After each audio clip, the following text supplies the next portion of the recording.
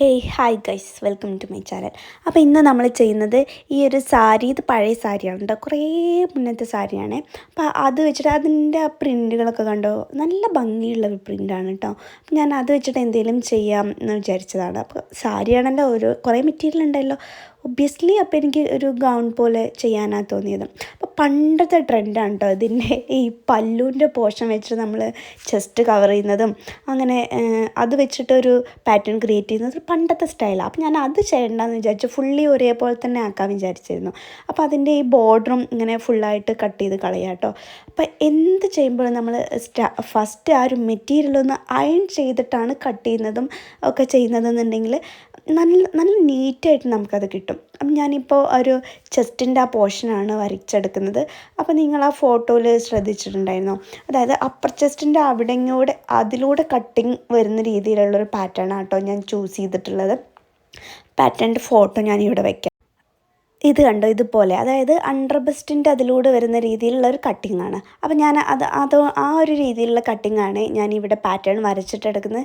Actually ഞാൻ ഇത് first time ചെയ്യാനുണ്ടോ, അപ്പോൾ എനിക്കും ഭയങ്കര വലിയ ഐഡിയ ഒന്നുമില്ല. ഞാൻ ഒരു കോൺഫിഡൻസോടെ ചെയ്യുകയാണ്, റെഡി ആവുമെന്ന് വിചാരിച്ചിട്ട്. അതുകൊണ്ടാണ് ഞാൻ ഫുള്ളായിട്ട് വീഡിയോ എടുക്കാൻ കേട്ടോ, ഇനി തെറ്റിപ്പോയാലോ വിചാരിച്ചിട്ട്.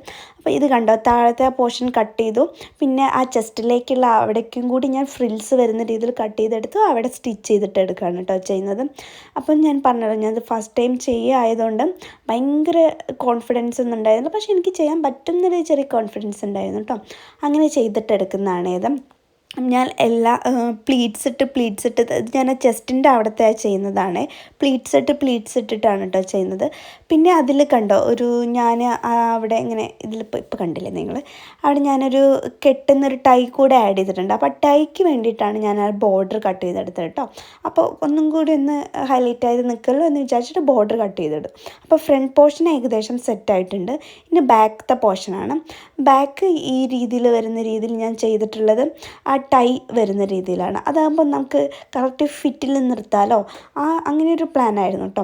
അങ്ങനെ ചെയ്തിട്ട് സ്ലീവിൻ്റെ അവിടെ ആ ഒരു ബോർഡർ വെച്ചിട്ട് തന്നെ ചെറിയൊരു സ്ട്രാപ്പ് കൊടുത്തിട്ടുണ്ട്. ഇനി നമുക്ക് താഴത്തേക്കുള്ള ഫ്രിൽസാണ്, അംബ്രല്ല കട്ടിങ്ങിൽ വരുന്ന രീതിയിൽ താഴത്തേക്കുള്ള ആ ഒരു ഫ്ലെയർ ആണ് ചെയ്യാനുള്ളത്. അപ്പം ഞാൻ കുറേ മെറ്റീരിയൽ ഉണ്ടാകുന്ന സമയത്ത് ഞാൻ എങ്ങനെ ചെയ്യാറ് വെച്ചാൽ, ഓൾറെഡി അംബ്രല്ല കട്ട് ചെയ്യും, പക്ഷെ നമ്മൾ കറക്റ്റ് വേസ്റ്റിൻ്റെ ആ ഒരു മെഷർമെൻറ്റിലല്ല കട്ട് ചെയ്തിട്ടെടുക്കാറ്. കുറച്ചും കൂടി ഒന്ന് എക്സ്ട്രാ അതിലിടും. എന്നിട്ട് നമ്മൾ ആ വേസ്റ്റിൻ്റെ അവിടെ നോർമലായിട്ട് ഇങ്ങനെ സ്റ്റിച്ച് ചെയ്ത് പോവാണ്ട് കുറച്ച് ഫ്രിൽസ് വരുന്ന രീതിയിൽ വേസ്റ്റിൻ്റെ അവിടെ ഇങ്ങനെ ഫ്രിൽസ് ആഡ് ചെയ്ത് കൊടുക്കും. ഇപ്പം ഞാൻ ചെയ്യുന്ന കണ്ടില്ലേ, അതുപോലെ വേസ്റ്റിൻ്റെ അവിടെ നമ്മൾ അംബ്രല്ല കട്ട് ചെയ്താലും ചെറിയ രീതിയിൽ ഫ്രിൽസ് ഇട്ടെടുക്കുക. അപ്പം നമുക്ക്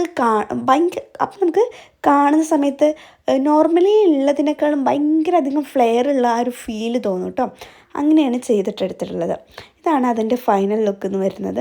എങ്ങനെയുണ്ട്, ഇഷ്ടമായിട്ടായിരുന്നു. ബാക്കിൽ ടൈ ഒക്കെ കൊടുത്തിട്ട് ചെയ്തിട്ടുണ്ട്. പിന്നെ ഞാൻ പറയാൻ വിട്ടു, ഈ സ്ലീവിലേക്ക് കുറച്ചുകൂടെ മെറ്റീരിയൽ ബാലൻസ് ഉണ്ടായിരുന്നു കേട്ടോ. ഈ സ്ലീവ് ഞാൻ ഓപ്ഷണലായിട്ട് വെച്ചിരുന്നതായിരുന്നു, പക്ഷേ ബാലൻസ് മെറ്റീരിയൽ ഉള്ളതുകൊണ്ട് ഞാൻ ചെറിയൊരു അംബ്രല്ല കൂടെ കട്ട് ചെയ്തിട്ട് സ്ലീവിൻ്റെ അവിടെ വെച്ചിരിക്കുകയാണ് ചെയ്തിട്ടുള്ളത്. അപ്പോൾ അതും കൂടി ആയപ്പോൾ ഫൈനൽ ലുക്ക് ഒന്നും കൂടി നല്ലതായിട്ട് എനിക്ക് തോന്നി. എങ്ങനെയുണ്ട് എന്നുള്ളത് കമൻറ്റിൽ ഒന്ന് പറയണേ. അപ്പോൾ ഓക്കെ, ടാറ്റാ, ബൈ ബൈ.